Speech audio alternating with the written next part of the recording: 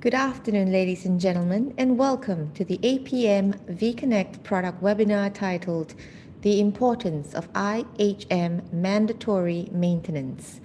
This session is presented by Metizoft Asia and hosted by the Asia Pacific Maritime Show.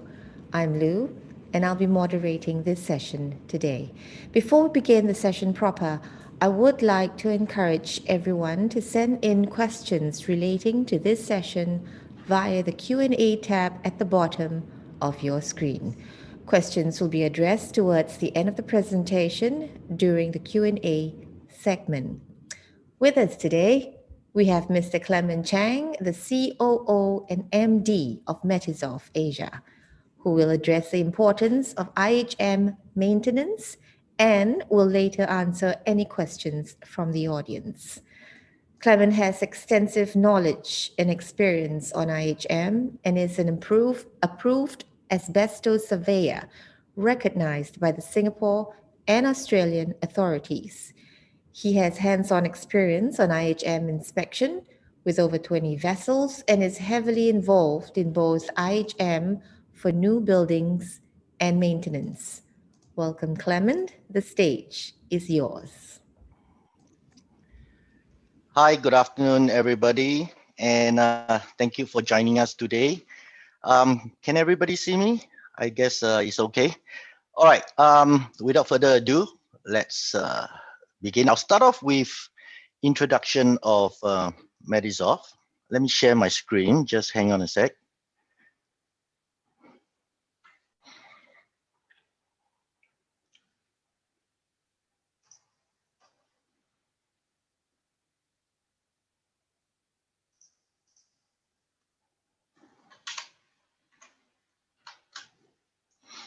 Okay.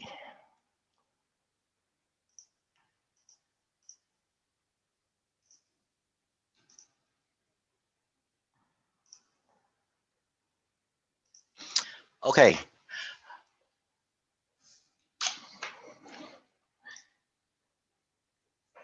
Just a little bit about Metizoft.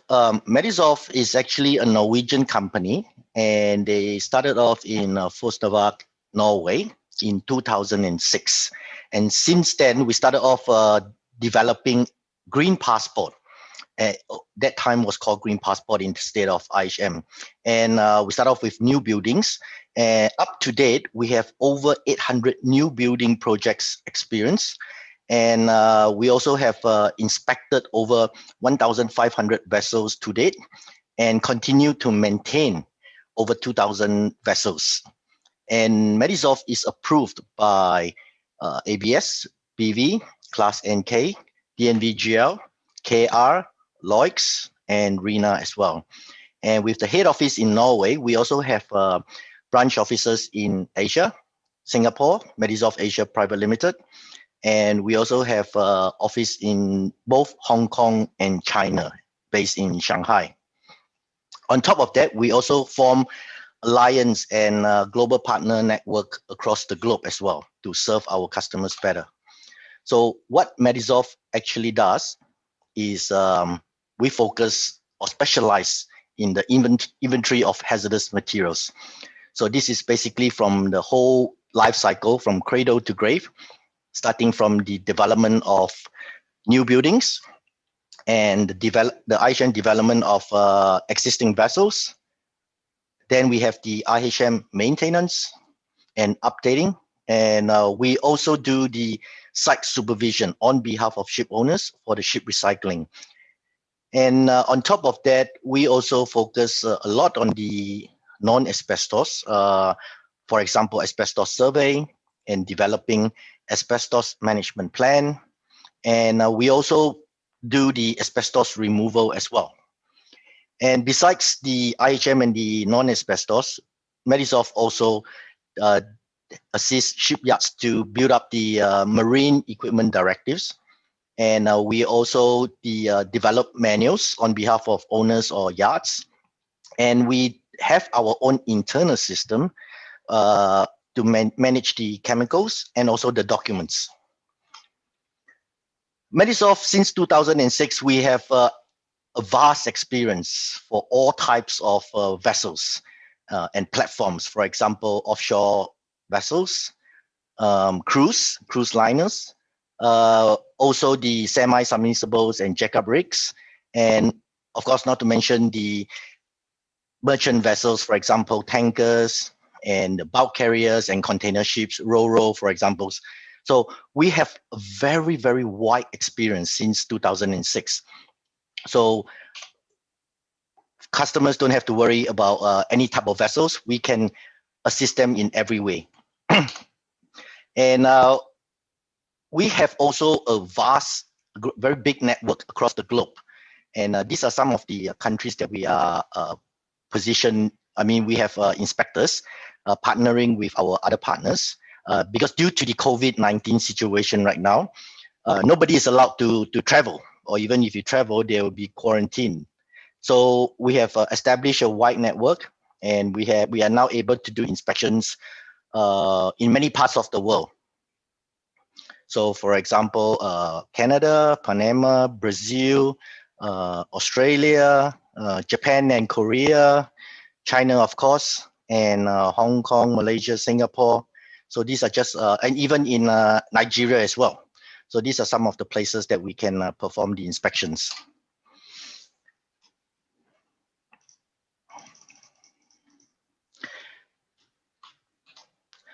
All right, so let's come back to touch on the main topic, which is the EU ship recycling regulation and the IHM maintenance. So I believe all the owners are very familiar now that the deadline is 31st December 2020, this year, end of this year. So you must have your IHM approved and on board the vessel. And any vessel going to EU or flying the EU flag must have an approved IHM. And it is stated very clearly, the IHM must be properly maintained and updated. And you see the word in the EMSA, they use, and also the EU ship recycling regulation, they use the word must. So this is definitely mandatory. And I'm also aware that a lot of ship owners association has actually wrote to the European Council for extension, but unfortunately, as of today, the EU refuses, as per the article that I found online by Shipping Watch, that the EU refuses. So looks like we don't have much time left, and I hope that all the ship owners have found their right partners to get the IHM established. And also, there will be penalties if the IHM is either not approved or not well maintained.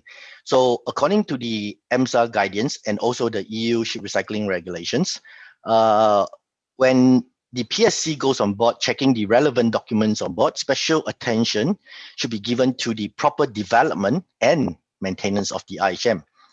And if at any point they suspect that this has not been done correctly, it may trigger a detailed inspection to verify that the IHM fully complies with the EU legislative requirements. And worst case scenario, the vessel may be detained, and if not dismissed or excluded from the ports, or if not, they just giving a warning or deficiency. But maintenance, usually, what I've read, it's not going to be detained or dismissed. What you may get is probably a deficiency. And we also found out that in France, they have their own penalties. And as per the code L5242, it says 1 year imprisonment and a fine of 100,000 euros. And if you don't have the IHM on board and also complying to the EU ship recycling regulations requirements. All right, you can have a look at the article. This code L5242.9.2. You can find it on Google. And in UK, under the ship recycling regulation 9, 10, and 11, it also has saying that if there's no valid IHM And if there's Annex 1 of the hazardous materials installed and does not have the statement of compliance issued, then it can have imprisonment of not exceeding 2 years and or a fine, but they didn't state how much the fine is. So there are many challenges when coming to the IHM maintenance. All right, what are the common challenges with IHM maintenance? Ship owner and ship managers will need to know how to really maintain and update the existing IHM and to remain in compliance. And then after that, they need to consider the risk involved if IHM is not maintained and updated properly. And this is something that you need to relate back to the penalties by the different EU countries. And on top of that, after speaking to some of the owners, it seems like a simple task in maintaining the IHM, but it can be a daunting administrative exercise as well. It involves a lot of following up, a lot of documentation. So it does take up a fair bit of resources internally. And according to the requirements, Part 1 of the IHM shall be properly maintained and updated throughout the operational life of the ship and reflecting new installations containing any hazardous materials referred to in the Annex 2 and also the relevant changes in the structure and the equipment. I have spoke to some of the owners and they have probably interpreted incorrectly in a way that they say, if I have not installed anything new, then there's no need to update the IHM. But the new installation would also mean that anything that has been replaced, for example, you have a pump and you need to, the pump is damaged and you need to replace with a new pump, then you need to update the IHM as well, if there's any hazardous materials. And the requirements also by the EMSA and also the IMO as well, similar. Number 1 is to designate a person responsible for maintaining and updating the inventory. And this is a crucial responsibility for the ship owner. That means this person will be fully responsible for the IHM for that particular vessel. And persons involved in the IHM process, it says that must have the right training, qualifications, and knowledge and experience to perform their respective duties. So from my understanding in this requirement from EMSA, that means if this is done internally, the owner should establish some sort of internal trainings for their staff or crew, that they know what is this IHM all about and how to go about doing it. And the IHM should be updated according to the requirements for new ships. That means to say, collecting SDOCs and MDs from the suppliers and ensuring them to declare correctly as well. So how to maintain? Of course, number 1, designate a person to be responsible, training the person, and then develop a system to maintain the IHM. And this forms part of your quality management system and part of your ISM as well. And when they say develop a system according to the guidelines, it doesn't mean that you need to have a software. You just need to have a system flow. It could be a manual, procedure, flowchart, and who is responsible and how to do this. All right. And usually this is done by the shore crew or the shore staff, for example, the superintendent, and together with the purchasing department as well. And then the person in charge should collect, check, and review the documentation, ensuring that they are in accordance to the IMO and the EU requirements. All right.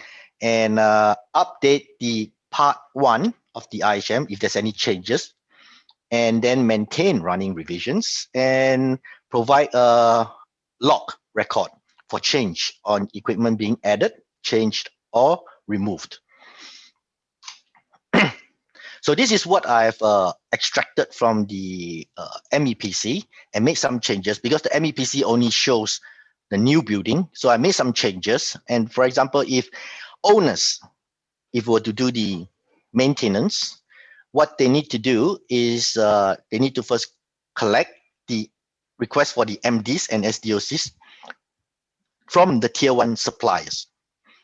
All right. And this tier one supplier could be a ship chandler, which do not know or do not have the right information to complete the material declaration and supply declaration of conformity correctly. So they will then go back to whoever is supplying them, the tier two suppliers, to complete the information. And then if the tier two suppliers do not have the right information as well, they have to then go back to tier three. So this actually involves the whole supply chain, right? So, but as far as ship owners is concerned, they will only request from tier one, because they are only buying from tier one, not tier two suppliers. So then it becomes the responsibility of tier one suppliers to request from the tier two, and tier two request from tier three, and so on.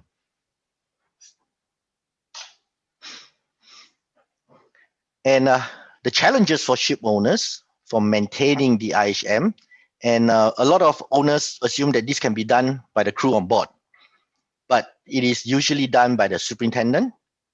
And if not, it's usually outsourced to a third-party company like Metizoft. And we also advise the ship owners or ship managers, choose your partners wisely, and be careful when you're choosing your partners. Make sure that they have the right experience, the right knowledge, and they can do this job correctly. All right. And on top of that, this is also a time-consuming job, a time-consuming task. Like I said before, it is a very daunting exercise, especially when it comes to a lot of administrative work involved. So you need to be very focused and very familiar with the regulations. And like I said before, a lot of owners and managers assume nothing needs to be done because I haven't changed anything. That's what they always say. But this is not true, actually, because you do buy and replace your equipment. So a lot of things needs to be done. One very good example is batteries. You do change your batteries, and you do change things like your pumps, your valves, your gaskets, packings. So paint, even painting as well. So this must be updated as well. All right. And if it's not done correctly, or it's not done in consistently, then you will just accumulate a big, huge backlog of work, which then will be a very, very big challenge trying to catch up. And if this is not done in a satisfactory manner as per PSC or the EU requirements, then they may issue deficiencies, and warning as well, and request detailed inspection. And I don't know, maybe there'll be fine and imprisonment for some of the EU states as well. All right, so I like to call for a poll and see if what do you think about this IHM maintenance, and if this is something that you need to do it internally or outsource. So please choose one, and I will then have a statistic and see what is done currently by the ship owners and ship managers.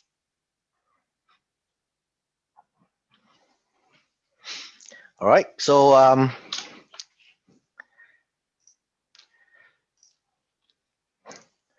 well, with Metizoft first started doing the maintenance since 2013, way before it became mandatory.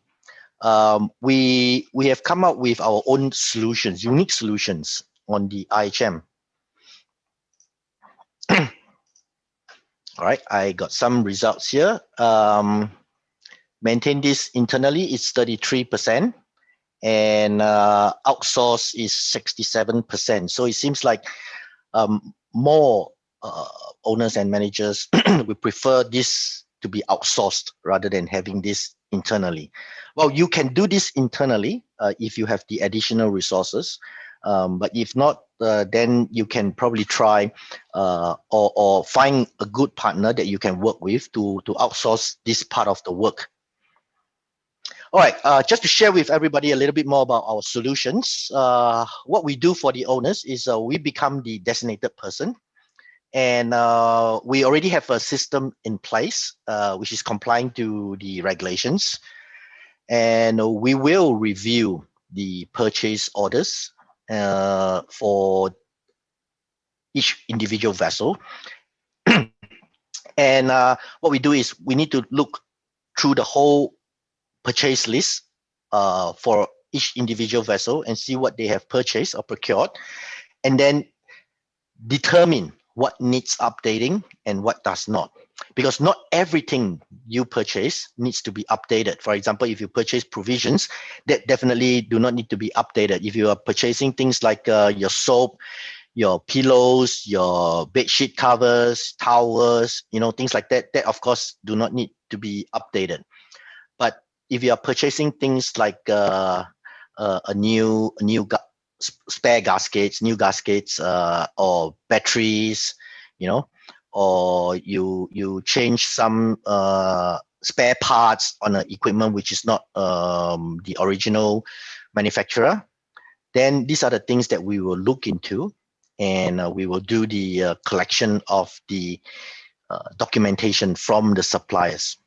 All right, because especially during your dry docking, there will be a lot of equipment being changed, being replaced, and that is where there's a lot of work to be done during the dry docking period or after the dry docking.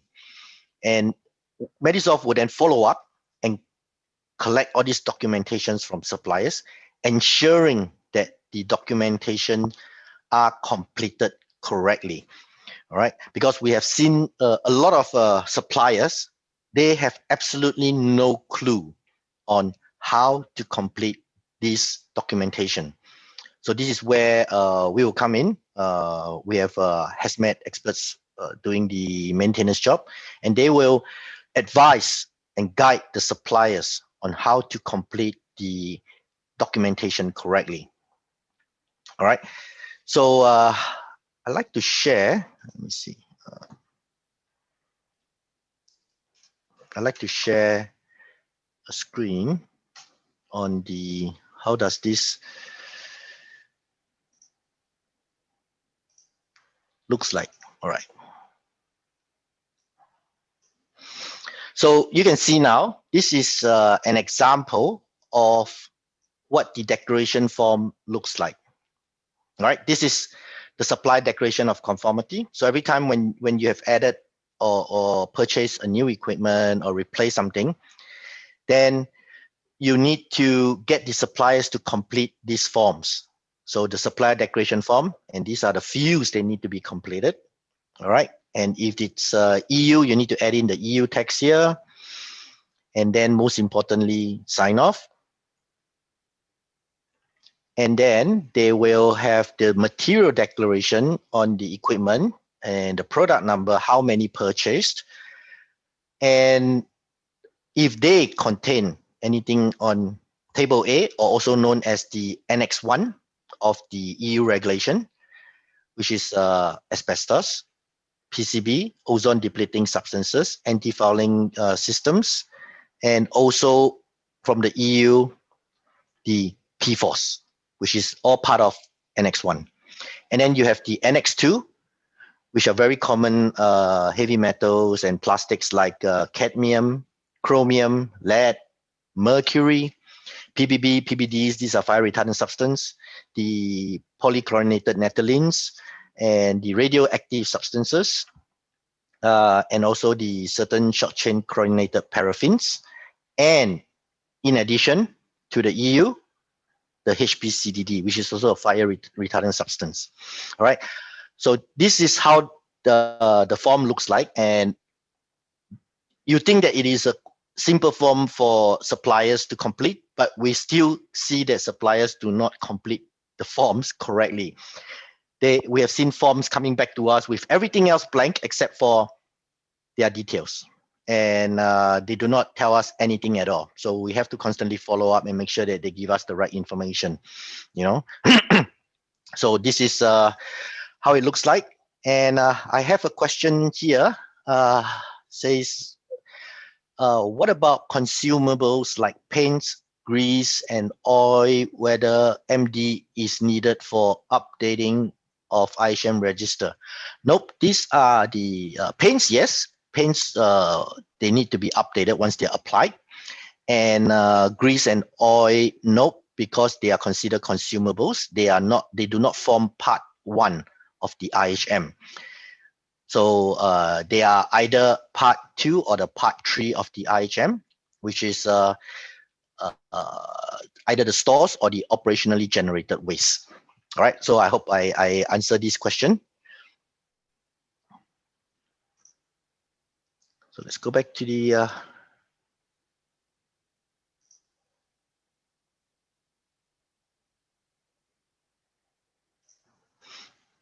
okay.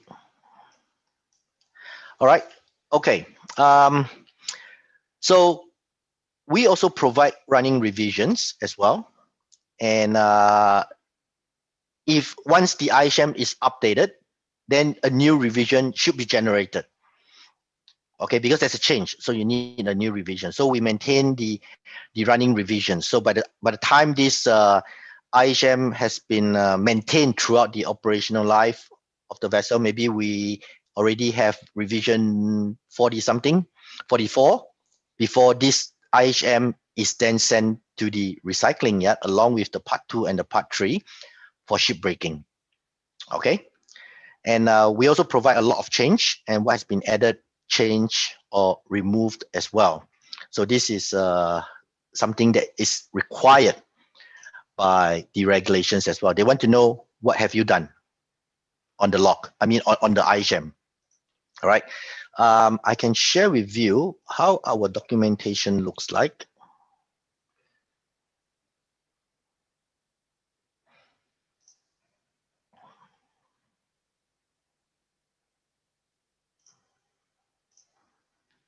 So this is how this is an example how our IHM part 1 report will look like. So we will have the ship details, and of course the ship details here, and we have the supplier list. So all the suppliers will be listed in there. And then we will have all the equipments listed in there as well.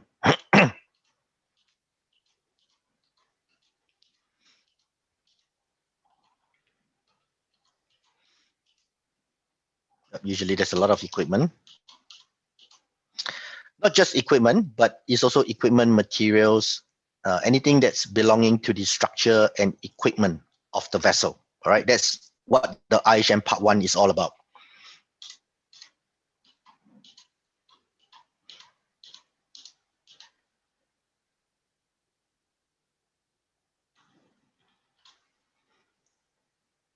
So, yep, and then that's the most important part, the inventory of hazardous materials. So this is the IHM part 1, the important part. All right, and this is what the class will look at, and this is what the PSC will look at. Okay, and what sort of hazardous materials, their quantity, and where is it used. All right, so this is how it looks like. And Metizoft also give an indication using the drawings of the vessel where these hazardous materials are on board the vessel. Right, so this is how our report looks like, and most importantly, we have this log change. So starting from below, initial IHM compilation, and then the added new equipment, and then what has also removed equipment as well here. So this is the log that is required stated in the guidelines and the requirements, they need to look at the log as well. So this is what the log will look like. All right. Okay. I have a question. Ship owners obliged to request declaration from suppliers if Metizoft are undertaking the IHM maintenance? Nope, this job will be done by Metizoft. We will contact the suppliers directly, provided we have their contact information. And in an event, if they don't cooperate, we will let the ship owners know and request ship owners to tell the suppliers to support us, because this is really important. It is regarding a regulation, and it affects the whole supply chain. So everybody in the supply chain must comply. All right. So I hope I answer your question on this part. And on top of that, to reduce these challenges we have with suppliers, we also get the ship owners to give us things like letter of authority, or we give them some text line to be incorporated onto their RFQ and also the purchase orders. So it is well informed by the suppliers as well. All right. So, yep. Go back to the slide.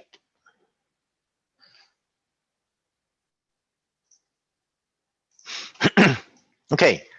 So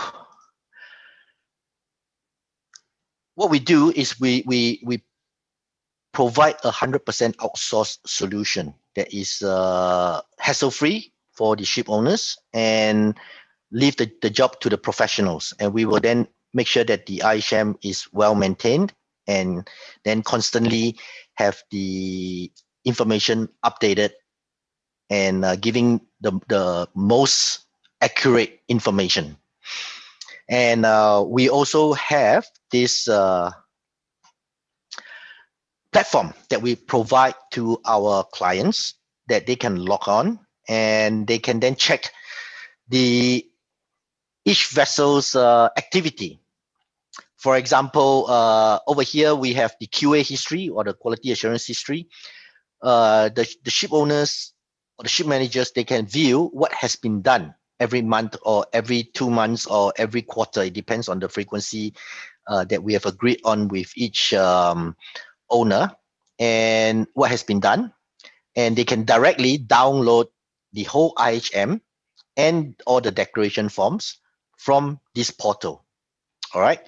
And this is something that is very easy to use, and you don't really need a lot of training to use this. And if port state control requests for IHM certificates, which can be downloaded from here as well, we can create a password and login for each individual port state control for that particular vessel, that they can log on and download all the information themselves. So the whole purpose is to be electronic, and make it very simple for everybody to use. All right. And yes, this is how the QA history looks like, or we call the activity log. And they can see how many purchase orders has been reviewed, and also how many suppliers has been contacted. I can show everybody our screen, how it looks like.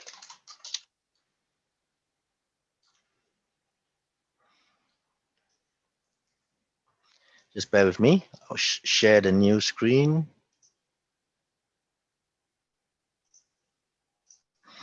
So this is how it looks like.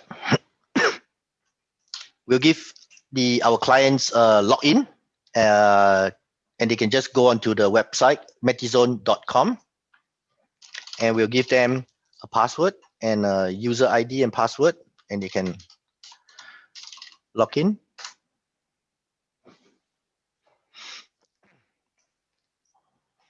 And here they can see all the vessels. So you can download the statement that we call this diploma. All right, a statement that's saying that Metizoft is maintaining and updating this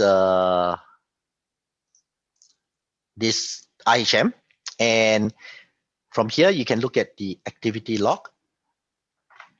it says you can see here that we have the dates, IHM documentation added, hazardous materials found, and then there's IHM Part 1 updated, a new revision is available. And you can download this into a PDF and show this to the port state control or class as well, to as an evidence that this has been maintained and updated continuously. All right. And you can also download all the documentation, the declaration files from here. So the whole thing is very easy to use. All right. So this is how our Metizone or our platform looks like. Sorry, Clement. Yep. There seems to be a problem with the screen. The audience is not able to view your website. Oh, they can't? Can they see it now? Yes. Yes? All right. Yes, now they can see it. All right. Okay. Thank you. Okay. I'm sorry. So this is how the I'll just go again. This is how the activity log looks like from our Metizone. Okay. And you can see here IHM Part 1 updated. A new revision is available. Hazardous materials been found or declared. How many purchase order been reviewed? How many the suppliers been contacted after the PO review? So the work that we done are all recorded in this activity log. And this is also can be used to show the port state control and class societies that this has been updated continuously, looking by the dates. All right. Okay. Let me go back to the slideshow again. Okay. So, yep, this is some of our clients that we have done over the years. This is just some of them, not all. I think some big names we have is like Yangming, Frontline, even OOCL is our customer.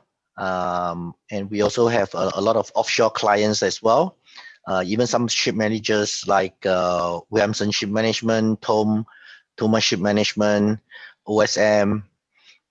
And we also have government. We are also maintaining IHM for the Australian Commonwealth government as well for some of their petrol boats. So yes, and also the Norwegian Coast Guard, they have IHM on their vessels as well. So we are maintaining that as well. So yes, we have a very big reference list on our IHM services as well.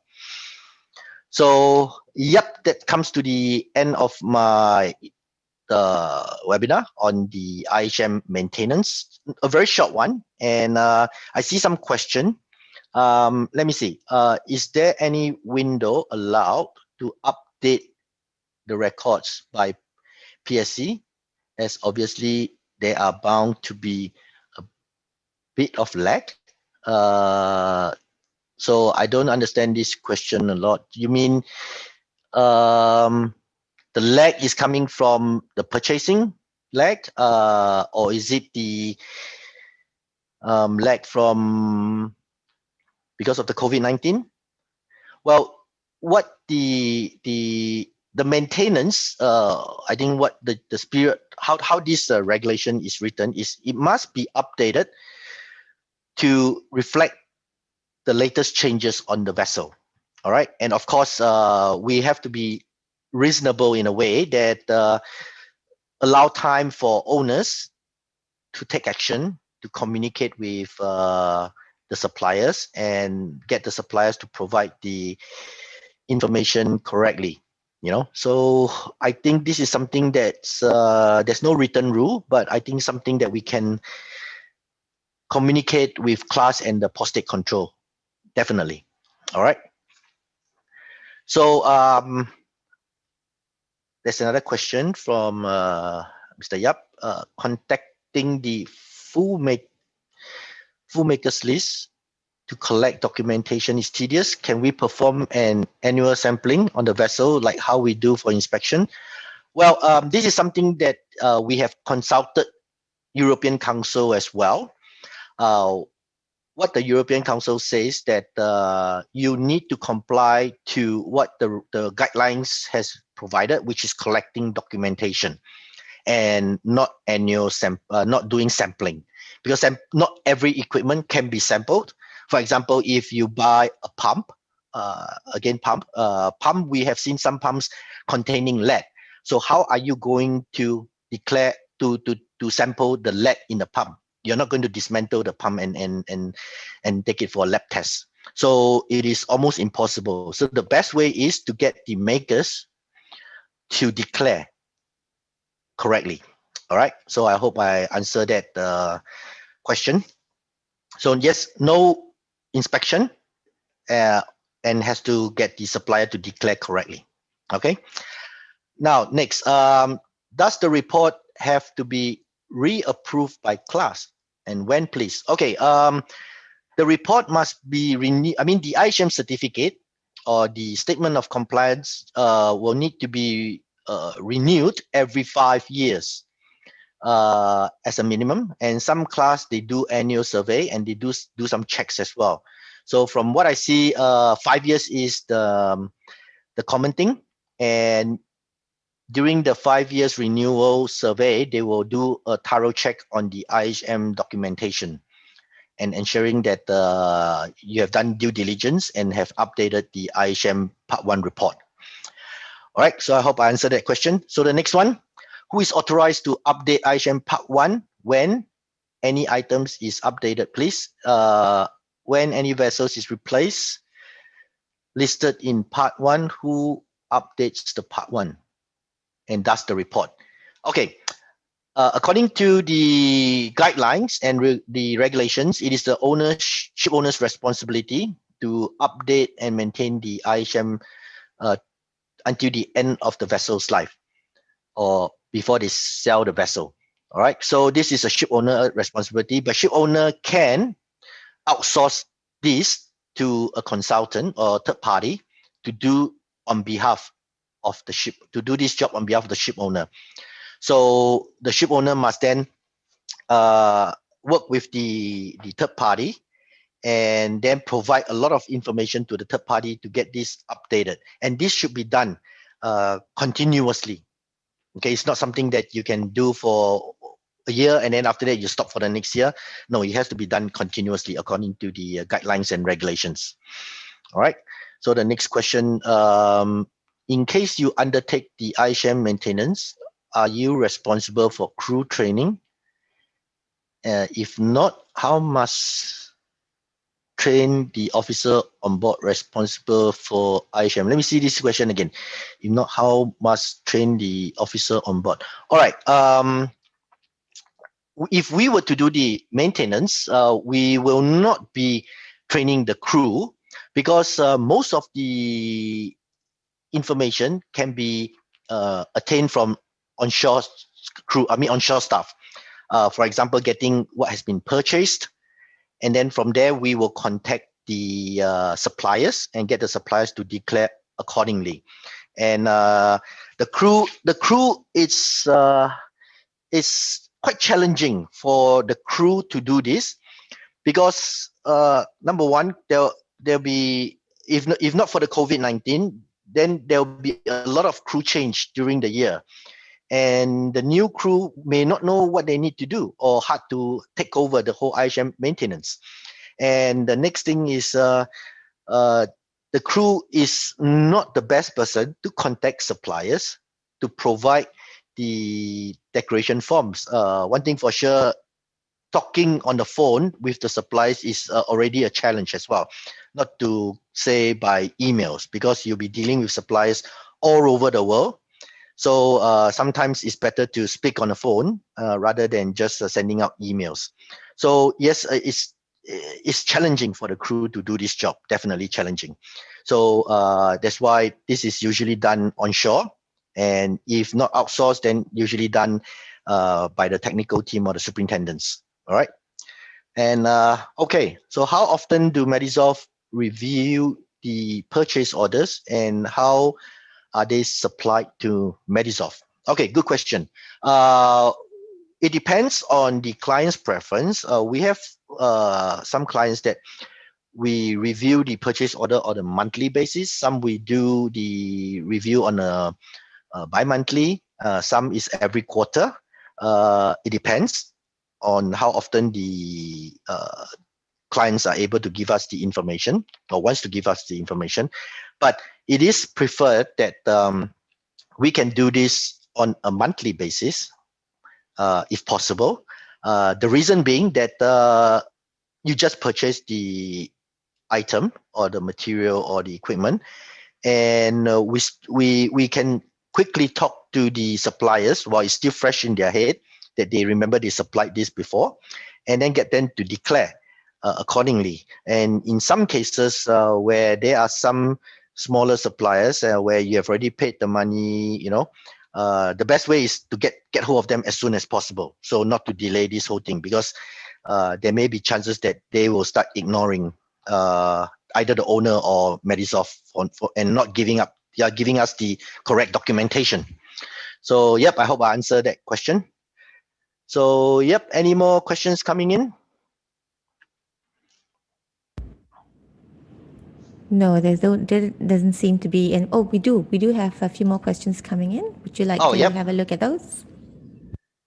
Yep. Okay. Yes, it is. You're welcome. It's a pleasure to share my presentation. Yes, it is. It does poses some challenges for crew. And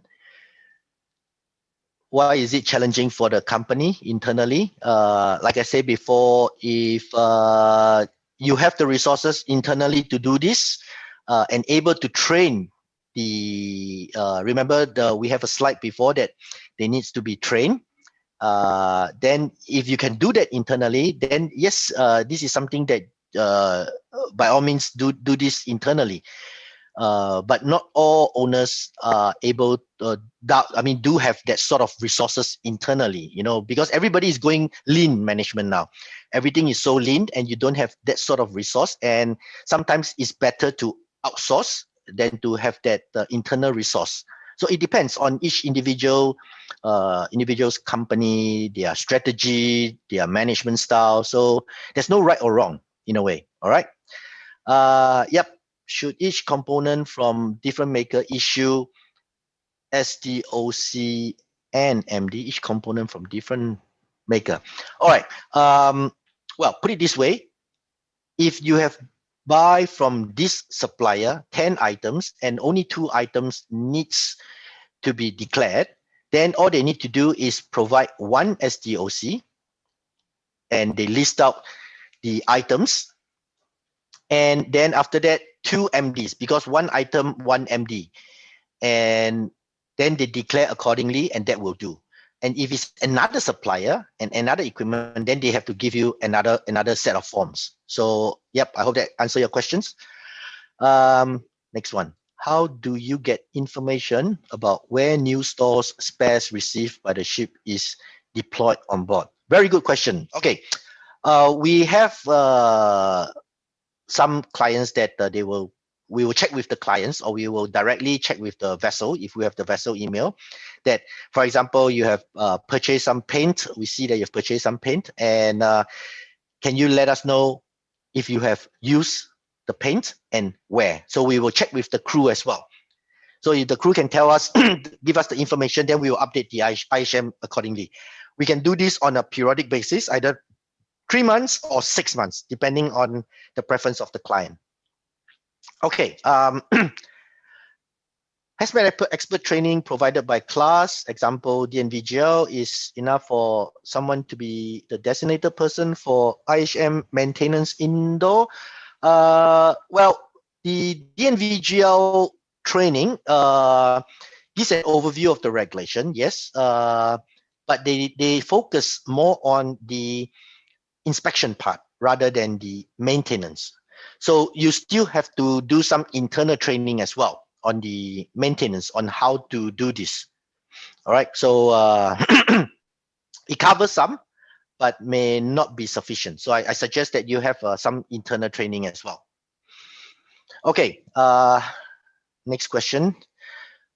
What should we do at maintenance stage when we find that asbestos exists on board? Are there any other regulations, for example, for lead? Okay, if you find asbestos on board, that has nothing to do with the IHM. Well, in a way, yes, because they are linked. Okay, let me rephrase this. SOLAS will kick in, okay, because SOLAS does not allow any asbestos on board. And according to EU, Annex 1 is banned substances. So you can't have asbestos on board in both ways, actually. So what you need to do is, if asbestos is found, use the Annex method, SOLAS method, and inform the flag state and establish a plan where you train the crew and you have done the proper labeling and you have the all the manuals or plans installed on board, so the crew knows what to do. And then after they apply for removal within the 3 years, but flag will give you the exemption for 3 years, and within that 3 years you need to have that removed according to SOLAS by a professional removal company. All right, so if you have asbestos on board, then you need to do this accordingly. Okay. Okay, are Metizoft activities audited periodically and by whom? We have this class approvals that they audit our activities, how we do our procedures and things like that. So, and we are also in the progress of getting the ISO as well. And so these are all part of our quality management system. So yes, we are being audited and checked by class and soon to be by ISO as well. All right. So thank you. I think we don't have enough time for more questions, but please send us. You can see my details here, my email address, or Yemi, my colleague, our general manager in Singapore. If you have any more questions regarding regulations, you don't need to be commercial, even regulations. I'm more than happy to discuss, and maybe what you interpret and what I interpret may be different. We do speak to class a lot as well, so we share a lot of knowledge across the industry. So if you feel free to contact me anytime. All right, and I'll do my best to share with you my knowledge as well. Okay. Brilliant. Thank you Yep, very Lou. much, Thank you. Clement. Thank you. For those, as Clement mentioned, for those whose questions have not been addressed, or if you have more questions, please feel free to contact Clement directly. So thank you again, Clement, for that very insightful session. For our Thank you. audience, to take note that a recording of this session will be available on demand after the show. You will be redirected back to the APM vConnect platform after this session. I encourage everyone to continue to explore and chat with the various exhibitors at their booths. You may also discover the other live conferences and product webinars available. Thank you and enjoy the rest of the show. Thank you.